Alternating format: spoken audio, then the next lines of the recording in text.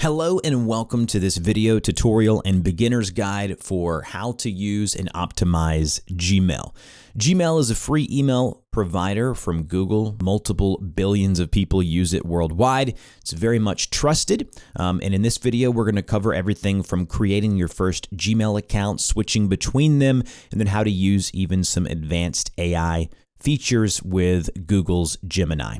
So in order to create a Gmail account, you want to go to gmail.com, and when you do, it'll look something like this. You will not see your different accounts like mine if you don't already have a Gmail account. If you do, you'll see them here to where you can switch between them and log in. But what you want to do is you want to create an account. So you'll go here and you'll go to create an account. And when you go to create a Google account, you can see that you will then follow the prompts, enter your first and last name, what you want your email address to be, follow the prompts, and you will then be presented with your Gmail inbox, and it'll look like this when you are done and ready to go. Now, you can choose to create a Gmail for yourself or for your child or to manage your business. All of those will really be different depending on your use cases. They're pretty self-explanatory. Once you've chosen your username and you are here in the Gmail interface, this is what it looks like. Over on the left-hand side, this is the sidebar. If you click these three lines in the upper left-hand corner that say main menu, it will then collapse the main menu and just show you the icons. I prefer it to be kind of flared out. And then you'll see things such as inbox, and we'll go over all of these here. The main inbox view is going to be a tabbed view that show primary, promotions, social, and updates. I actually prefer one big inbox. So for me, I go to inbox settings, and in order to get there, you can click the gear icon here. And then over on the right-hand side, you'll see all of the quick settings. And right where it says inbox type, I actually prefer to just do the default. I'll go to customize here, and then I'll just uncheck all of these tabs here. Now, if you like the tabs to where it kind of filters out your mail for you, you can see the primary is going to be what Gmail or Google thinks to be primary work or personal emails. Promotions are going to be anything with a unsubscribe button. Social are going to be anything from, say, Facebook, YouTube, Instagram, and then updates are going to be things from stores or purchases that you might have made. But if we go back to our inbox settings here, I like to go to customize, I uncheck everything, just leave a primary inbox, click save, and that puts me with one running inbox as you see here. Now, let's go ahead and go over the left sidebar. Inbox is going to be just where you get your email. So as you can see, if I click into inbox, right here will be a list of emails that have been sent to me and received. And over on the right, you can see when they've been sent, whether it be that day, you'll see a time. And if it's been a prior day altogether, you'll see an actual date. If we click into an email, it looks like this, and we'll go over that here shortly. The next thing I'm going to show you is starred. Now, starred emails are any emails that you want to favorite to filter into this smaller box here. So if I know this is an important email that I need to get back to later, I can just hover over the star here, click on that. You can see it starred visually here. And then when I go into the starred section here, you will then see it shows up underneath that. You can always uncheck the star to have that kind of refreshed and removed from that section. Now, snoozed is going to be an option here underneath the inbox or main menu, where if you hover over the email on the right-hand side, you'll see a few options here. The one we want to do is snooze. Now, when we click into snooze, it means that we need to see this email, but at a later date or time today. So we can snooze it until later today, say 6 p.m. We can snooze it until tomorrow, later this week, the weekend, next week, or pick a custom time. But once we go ahead and click into snooze, you can see if I go to snoozed emails, it's still there. It's not deleted. It has just been snoozed right here. And if I click on that, I can unsnooze to remove that option. Under sent, this is going to be any email that you've sent in the past, and we'll talk about composing and writing emails and how to do that. But as you can see, any email that you've sent, as long as you haven't deleted them, will show up here. Drafts is going to be any email that we compose like this, and then we just X out of it. So if we give it a subject like that and we X out of it, it's going to show up as a draft. That way you can come back to it later. If you want to, you can select that draft there, go to discard drafts, and remove it from the drafts section. If we click on more here, we'll see a bunch of options here. Purchases, anything that it triggers and it's like, oh, this is an Amazon purchase, will show up here. Important, scheduled, an all mail tab here, spam, trash. All of these things are pretty self-explanatory and really not necessary for us to master Gmail and being able to utilize all of its tools. So we're going to just kind of minimize all of those there. Now, the Compose button is in the upper left-hand corner. When we click on Compose, we will then see in the lower right-hand corner a new message or email box come available to us. If we go up here and hit this arrow to expand it, it'll take up our entire screen here. So what we want to do is go from top to bottom. The to section is self-explanatory, right? So we start typing in who we want to send the email to. That is who we're trying to send it to. Now, under the to section, you're going to see on the right-hand side, you're going to see CC and BCC. So CC allows you to copy people, but they can see the other people you've copied. BCC is a blind copy, will not show the people who you've sent this to, the other folks that are on the email. So again, if you want it to be hidden, you choose BCC. If you don't want it to be hidden, you choose CC. This allows us to go in here and choose multiple people on the list, right? That's really up to you and what you're wanting to do. The next thing is the subject, so you'll put what the email is about, and then you just start typing your email here underneath the main body. So we have our email, who we're sending it to, we have our subject, which is right here in the subject line, and then we have our main bodied email. As with anything within Google, you're able to format the email. So here we have our email composed, and at the bottom of the screen here, we can see if we select text, we can go here and we can make it bold, we can italicize it. All of that will be done here, all of the formatting. We can add numbers, we can add bulleted list. All of those things can be done with the formatting tools down below. So if we need to add bullets, we can do that. You get the point. Anything that you need to add to your email will be done here. Now, let's say that we need to add a link to the email. Well, we select the text where we want to add the hyperlink. We then go down here to the insert link option, and then we paste the link here. Once you've pasted the link, you click apply or hit enter on your keyboard, and now it's going to show up as a masked link where they can click when they're reading the email. The next thing you're going to see is the attachment or attach files. If we click on attach files, it will allow us to select a audio, video, or image file or a document of your choice. So we can go in here and we can choose, say, this image, and then double click or click open, and it will attach it and show up here as an attachment. And if you want to see or view that attachment, you can click the link here and it will bring that attachment up and download. As you can see, it's downloaded here within my Google Chrome. If you need to remove an attachment, you just click or tap the X next to remove attachment. The next thing you're going to see is insert emoji if you want to do that. Next, you'll see insert using Drive, which means Google Drive. If you already have Google Drive, you can click into that, select an image or a file from your Drive to add to the email. Next, we'll have a photo. Insert photo button. Next, we'll have a toggle confidential mode, which means that it'll toggle a mode where it'll expire after a certain amount of time and even require the recipient to insert a password that you've provided them. Next, we'll have insert signature. I'll talk about this a little bit later, but if we go into insert signature, we can go to manage signatures. That will bring us up the manage signature settings here within Gmail. And if we go to our settings in the right-hand side, and scroll all the way down, you will see signature here, and you can go to create new. And this is where you will create your signature. Give it a name, click on create, and then just type in what you want your signature to look like. You can add images and links. All of that can be done in the formatting bar below. You can select the text. You can choose this drop down to add a specific font if you want, like I want that font there, and I want my name to be bolded and italicized, and then you can put your phone number. When you're done with your signature here, we can go ahead and click Save Changes at the very bottom. Now, when we're back working on our email, go to a blank space, go to Insert Signatures, select the one you want to add, and it'll have a little line or a dash, and then your signature down below. So again, if you want to add a signature, that's how you do that. So as far as composing an email, that's everything that you want to do. If you've decided you don't want to send this email, there's a trash can icon in the lower right-hand corner that will discard and delete that draft.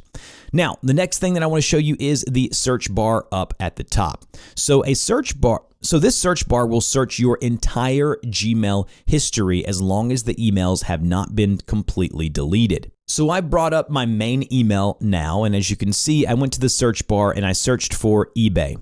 Any email in my sent or inbox that has the word eBay in the sender or the body or subject of the email will show up here. Now, with AI tools, we can go up here to the AI overview, click show more, and it will actually show us specifics about what they think we're trying to search for. So again, that search bar is very powerful in the upper portion of your screen. You can even click into the search options here and say, I want to search for emails that are from, say, people that are named Tina, or say Tina Porter. Click that and then go to search, and any email from that person will show up here. And then any email that we've sent them, if we go to sent, you can see we can search for that same person here in sent emails like so. So we can search for that email, and then anytime we've sent them something will show up here. So the search bar is very powerful if you need to use it. Gmail's always been good about keeping everything. As long as you have enough storage, you're good to go. I've already mentioned the settings icon in the right-hand corner. There's just some customization options. You have your inbox type that we've already talked about. Default, comfortable, and compact. So if we go over here to my main inbox and we go to these settings here, and then we go to default, you can see it kind of spaces it out. Compact kind of really makes it compact. So you can see it kind of just adds a visual layer to your inbox. Next, we have reading pane, no split, or right of inbox or below inbox. This is pretty self-explanatory. If I click into right of inbox, I can click reload, and then now you can see if I select an email, it will show that email to the right over here. I actually prefer there to be no split, so I go to no split. That means that it just takes me directly into the email in the main interface. That's really a preference, and it's up to you.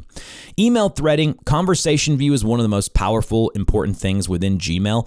Conversation view means that it looks like this, where you can have the main email thread up top, and then as people comment or respond, you will see it below. So you can see we have one initial email, then the conversation we can click into and expand or condense depending on what we want to do. And then as people are responding to the email, it shows up in what they call a conversation view. Again, if you don't like that, that's up to you. You can deselect that underneath email threading below.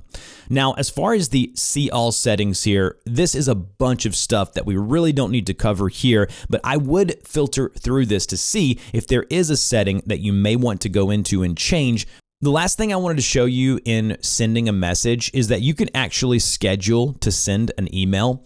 If we click the arrow next to send, we can actually click on schedule send, and then we can decide when we want to send the email. So we want to send it this afternoon, or we could even pick a custom date, and it'll bring up the calendar picker for us to choose an actual date and time, schedule send, and then it will automatically just fire that email off when that time comes. Now let's talk about reading and replying and forwarding emails. So once you get an email, you'll just click into it here. You'll see who it's from here, right here. You'll see the email body, and then you'll see an option to reply, forward, or add an emoji. Now, if you want to reply, you just click on the left pointing arrow. It will bring up a reply box here with your formatting options below that there. Then you can just start replying to your emails like so. So whatever you want to do, just reply to the email. And then if you wanted to see the full thread, you can click these three dots here, and it actually includes the full thread. I never do that because it begins to look very cluttered, but that's really a personal preference.